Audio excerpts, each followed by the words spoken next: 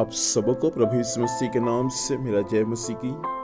प्रियो, परमेश्वर पिता को धन्यवाद हो। परमेश्वर पिता बीते रात्रि को संभाला, इस सुंदर दिन को दिखाया, इसलिए परमेश्वर पिता को धन्यवाद हो। मेरे साथ आज की सुबह परमेश्वर के वचन को पढ़ सकते हैं। यशायाह नबी की पुस्तक, उसका 1 अध्याय, उसका 18 पद। यह ऐसा लिखा हुआ है, यहोवा कहता है, आओ हम आपस में वाद विवाद करें। तुम्हारे पाप चाहे लाल रंग के हो तो भी वे हिम के समान उजले हो जाएंगे, और चाहे अर्गवानी रंग के हो तो भी वे ऊन के समान श्वेत हो जाएंगे।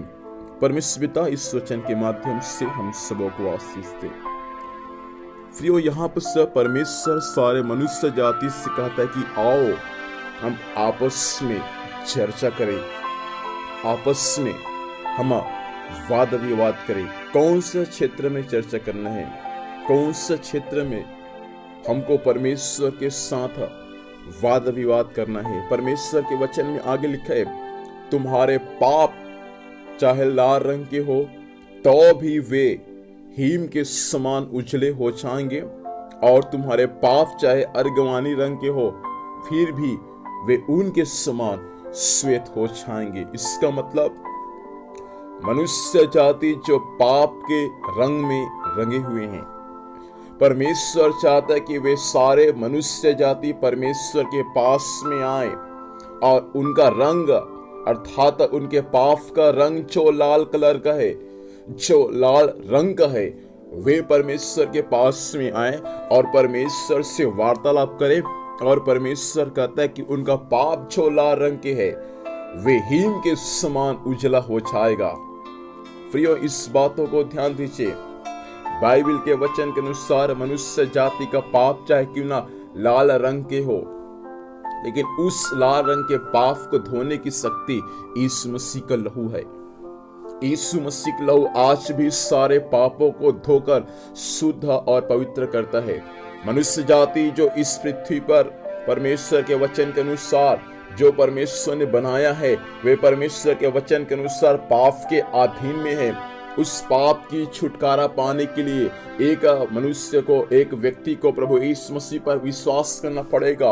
और जब वह व्यक्ति प्रभु यीशु मसीह पर विश्वास करेगा, उसका पाप का रंग चाहे लाल रंग के क्यों ना हो, परमेश्वर उसको अपने लहू से धोकर शुद्ध कर देगा। इसलिए आज की सुबह हम प्रभु से प्रार्थना करें, परमेश्वर अपने लहू का रंग मुझ पर लगा दे, ताकि मेरा पाप और अपराध क्षमा हो जाए।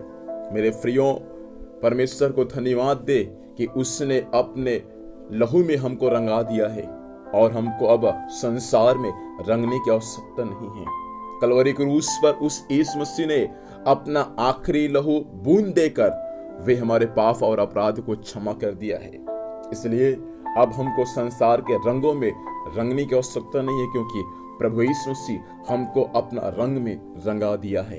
इसलिए पौलुस इफिसी कलीसिया के विश्वासियों से कहता है कि मैं तुमसे आग्रह करता हूँ, तुमसे विनती करता हूँ कि जैसे अन्य जाति लोग अपने मन की अनर्थ रीति के अनुसार चलते हैं, तुम फिर से अब से वैसा न चलो। इफिसी कलीसिया के विश्वासी लोग पहले अपने मन की अनर्थ रीति के अनुसार चला करते थे, अन्य जातियों के समान चला करते थे, लेकिन पौलुस कहता है कि दोबारा तुम अब से फिर कभी अन्य जातियों के समान चाल न चलो। मेरे प्रिय भाई और बहन, मसीह जीवन एक अलगाव का जीवन है। मसीह जीवन एक हालेलुया बदलाहट का जीवन है। मसीह में आने के बाद आपको स्वभाव बदलना चाहिए। मसीह में आने के बाद आपको एक अलगाव का जीवन जीना है।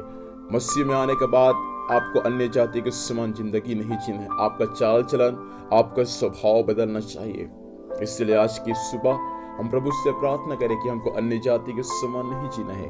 हमको बाइबल के वचन के अनुसार प्रभु यीशु मसीह के समान हमको जीवन जीने की आवश्यकता है। आज की सुबह हम प्रभु यीशु मसीह के पास में आए और उससे कह दे, परमेश्वर आज मेरे पाप और अपराध को क्षमा कर। और यीशु आपके पाप अपराध को क्षमा करेगा।